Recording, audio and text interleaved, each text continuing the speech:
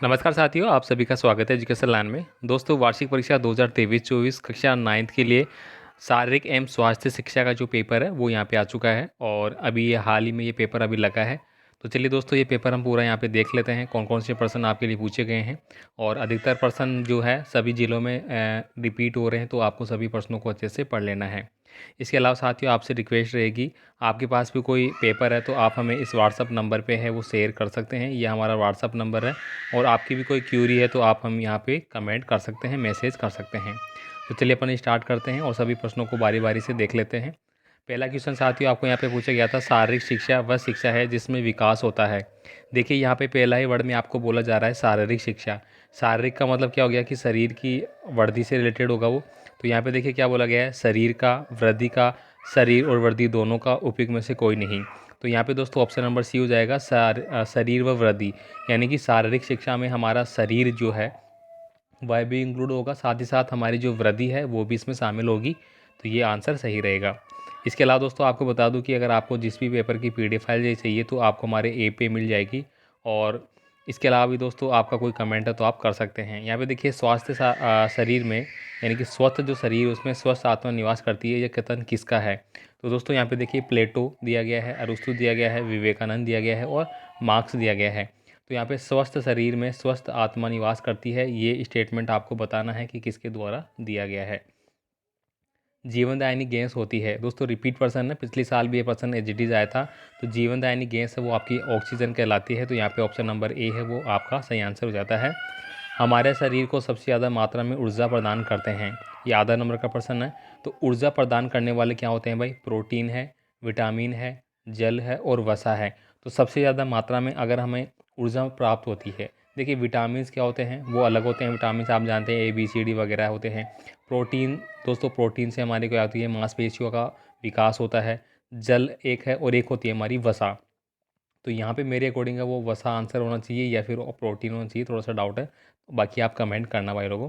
यहाँ पे देखिए मोच आने पर अपनाई जाने वाली चिकित्सा है। तो दोस्तों मोच आ जाती है तो कौन सी चिकित्सा आप अपनाते हैं। विटामिन व्यक्तियों को डैश डैश रखने के लिए आवश्यक है। तो विटामिन जो होते हैं वो व्यक्तियों को क्या करना, यानी कि जो हमारे शरीर में संतुलन होता है एक प्रकार से सभी चीज़ों का, उसके लिए उपयोग में आती है ये। पर्यावरण की रक्षा के लिए अभियान चलाए जाए। तो पर्यावरण की रक्षा के लिए सामाजिक अभियान, ठीक है, सामाजिक अभियान चलाए जाने चाहिए, मतलब सभी को उसका पता होना चाहिए। आगे देखिए यहाँ पे अगला है, शरीर के अंगों की एक पर विशेष ध्यान दिया जाना चाहिए। तो शरीर के अंगों की डेज पर विशेष ध्यान दिया जाना चाहिए। तो स्थिति पर, एक स्थिति भी लिख सकते हैं, देखिए अलग अलग इसका आंसर हो सकता है। शरीर के अंगों की स्थिति पर विशेष ध्यान दिया जाना चाहिए कि हमारे शरीर के अंग है उनका विकास हो रहा है नहीं हो रहा है, हमें किस चीज़ के आहार की ज़रूरत है, तो उसकी पूर्ति हमें होनी चाहिए। अब देखिए यहाँ पे कल्पना लोक में उड़ान किस अवस्था का सूचक है, लास्ट वीडियो में हमने बात करी थी, मैंने अच्छे से समझाया भी था। ये दोस्तों किशोर अवस्था के बारे में है, किसका है, किशोर अवस्था, ठीक है। किशोर अवस्था के जो व्यक्ति होते हैं, यानी कि जिनकी उम्र 12 या 13 साल से लेके 18 और 19 साल के बीच होती है, वो कल्पना लोक में उड़ान भरते हैं। शारीरिक शिक्षा का शिक्षा किसका विकास करती है। तो शारीरिक शिक्षा है वो शारीरिक विकास के लिए मानी जाती है मोस्टली। विटामिन ए प्राप्ति के लिए मुख्य स्रोत के नाम आपको लिखने होंगे कि विटामिन ए किन किन स्रोत से प्राप्त होते हैं। इसके बाद देखिए एक पर्सन ये रिपीट हो चुका है कि विटामिन ए की कमी से होने वाला रोग कौन सा है। तो दोस्तों वो हो जाता है हमारा रतौंधी, ठीक है। कौन सा हो जाता है, रतौंधी रोग हो जाता है, जो कि आंखें कमज़ोर हो जाती है उसमें। और उसमें हम क्या करते हैं, जैसे पालक वगैरह हो गई, पत्तेदार जो सब्जियां होती है वो अपन उपयोग करते हैं विटामिन ए की पूर्ति के लिए। किस प्रकार के प्रदूषण से श्वसन संबंधी रोग हो जाते हैं। तो देखिए किस प्रकार के प्रदूषण से श्वसन, यानी कि दोस्तों जो धुआं होता है, धुआं अपन मान सकते हैं, ठीक है। यानी कि कल कारखानों से निकला हुआ, गाड़ियों से निकला धुआं हो गया, या फिर दूसरा होता है मिट्टी, मिट्टी से भी हो जाता है, या फिर कोई भी जो हवा चलती है, ठीक है, जिसमें कि धूल भरी मिट्टी होती है, उससे भी श्वसन संबंधी है वो हो सकता है, विकार हो सकते हैं और रोग हो सकता है जो कि हमारे फेफड़े को प्रभावित करता है। अब देखिए लघुतात्मक प्रश्न आपके आते हैं यहाँ पे। स्वस्थ शरीर से हमारा क्या तात्पर्य है। स्वस्थ शरीर से हमारा तात्पर्य है कि हमारे शरीर में किसी प्रकार की कोई बीमारी ना हो और हमारा शरीर है वो सभी कार्य करने के लिए सक्षम हो। देखिए विद्यालय पर्यावरण से अध्ययन पर क्या प्रभाव पड़ता है। विद्यालय पर्यावरण से अध्ययन पर हमारा क्या प्रभाव पड़ता है। तो दोस्तों विद्यालय में जो हमें पर्यावरण अध्ययन पढ़ाया जाता है उससे हमारे अध्ययन पर प्रभाव क्या पड़ता है, ये आपको बताना होगा, ये आपको जनरली बताना होगा, ठीक है। देखिए भोजन की कैलोरी से क्या तात्पर्य है। दोस्तों कैलोरी को 2100 कैलोरी और 2400 कैलोरी में बांटा गया है। 2100 कैलोरी क्या होती है? शहरी क्षेत्र के लिए। क्या है? शहरी क्षेत्र के लिए। और 2400 कैलोरी किसके लिए है? ग्रामीण क्षेत्र के लिए। ठीक है, यानी कि ग्रामीण में जो लोग रहते हैं वो खेती वगैरह करते हैं, मतलब हार्ड वर्क करते हैं, तो उनको दैनिक जो होती है कैलोरी वो 2400 कैलोरी की आवश्यकता होती है, जबकि शहर में रहने वालों के लिए 2100 कैलोरी मानी गई है। ठीक है, और ये क्या है दोस्तों? हमारी शरीर को चलाने के लिए आवश्यक जो इम्पोर्टेंट चीज़ें हैं उसको माना गया है यहाँ पे। ठीक है, इतनी तो होनी चाहिए। अब देखिए यहाँ पे रक्त स्त्राव को होने से कोई दो कारण बताइए दोस्तों। रक्त स्त्राव का मतलब है कि हमारी बॉडी से अगर खून बह रहा है तो इसके होने के कोई दो कारण बताइए। तो एक तो होता है कि रक्त का थक्का न जमना। क्या? रक्त का थक्का न जमना। ठीक है, यानी कि विटामिन के की कमी होना। ठीक है, एक तो ये हो सकता है, बाकी आप कमेंट करेंगे। अब देखिए शारीरिक शिक्षा के उद्देश्य आपको बताने होंगे, जो कि आप अपने हिसाब से लिख दिए होंगे, बड़ी प्रश्न है ये।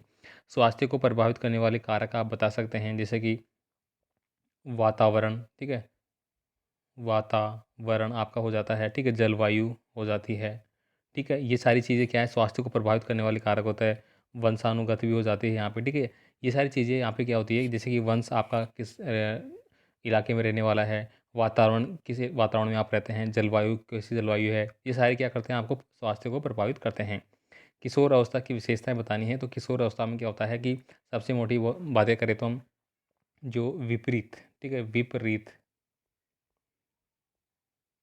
विपरीत लिंग आकर्षण यहाँ पे होता है। ठीक है, साथ ही साथ जो शारीरिक वृद्धि है वो अगर बात करें पुरुष और महिला दोनों में अलग अलग देखने को मिलती है। आवाज़ का भारीपन होना, आवाज़ का हल्का होना, ये देखने को मिलता है। और यानी कि समाज में अपनी भूमिका निभाने के लिए स्थायित्व निभाने के लिए है वो एक पहल की जाती है यहाँ पे। तो ये सारी चीज़ें आपको देखने को मिलती है। प्राथमिक चिकित्सा क्या होता है? अवधारणा स्पष्ट कीजिए। प्राथमिक चिकित्सा दोस्तों वह चिकित्सा होती है, यानी कि किसी भी मरीज को या कोई दुर्घटनाग्रस्त व्यक्ति होता है उसको अस्पताल ले जाने से पहले, कब? अस्पताल ले जाने से पहले कोई भी सुविधाएं उसको प्रदान की जाती है। जो भी चोट उसको लग जाती है उस पे कोई मरहम लगाया जाता है। ठीक है, कोई उसको पानी से धोया जाता है, उसके ब्लड को साफ़ किया जाता है। ये छोटी-छोटी चीज़ें होती है, वो प्राथमिक चिकित्सा कहलाती है। इसकी अवधारणा आपको स्पष्ट करनी है। पोषक तत्वों का महत्व बताना है दोस्तों। पोषक तत्व क्या-क्या होते हैं जो कि हमारी बॉडी में इंपॉर्टेंट होते हैं, जैसे कि हमारे को मान लो विटामिन की आवश्यकता है, हमारे को कैलोरी की आवश्यकता है, हमें इसकी वसा की आवश्यकता है, हमें कार्बोहाइड्रेट की आवश्यकता होती है, हमें मिनरल की आवश्यकता होती है, हमें इसकी प्रोटीन की आवश्यकता होती है। ठीक है, ये सारी चीज़ें क्या होती है? पोषक तत्व ही कहलाते हैं। अब देखिए संतुलित भोजन वाला प्रश्न, ये प्रश्न आपने कर लिया तो ये भी आपको हो जाएगा, दोनों एक तरह से सिमिलर ही है। ठीक है, संतुलित भोजन वो भोजन होता है जिसमें कि संतुलित का मतलब क्या हो गया कि हमारी को संतुलित मात्रा में होना चाहिए। दाल भी होना चाहिए। ठीक है, और उसमें दोस्तों दाल के साथ साथ दूध भी होना चाहिए, और हरी सब्जियां भी होनी चाहिए, और फल भी उसमें शामिल होने चाहिए, विटामिन भी उसमें शामिल होना चाहिए, कार्बोहाइड्रेट भी उसमें शामिल होना चाहिए।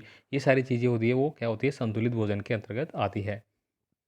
वृद्धि और विकास को प्रभावित करने वाले कारकों का आपको वर्णन करना है, तो ये आप कर सकते हैं। वृद्धि और विकास को प्रभावित करने वाले कारक आप बता सकते हैं। यानी कि वृद्धि देखिए शारीरिक वृद्धि से लिया गया है। विकास, विकास क्या होता है? संपूर्ण माना जाता है, यानी कि शरीर का नहीं होता। विकास जो होता है वो हमारा शारीरिक रूप से भी होता है। ठीक है, मानसिक रूप से भी होता है, और आध्यात्मिक रूप से भी होता है। ठीक है, और क्या होता है मेरा? शारीरिक हो गया, मानसिक हो गया, आध्यात्मिक हो गया, इस प्रकार से इसको लिया जाता है। ठीक है, अब देखिए शारीरिक शिक्षा का महत्व, ये रिपीट हो गया, 2% आ चुका है इसके।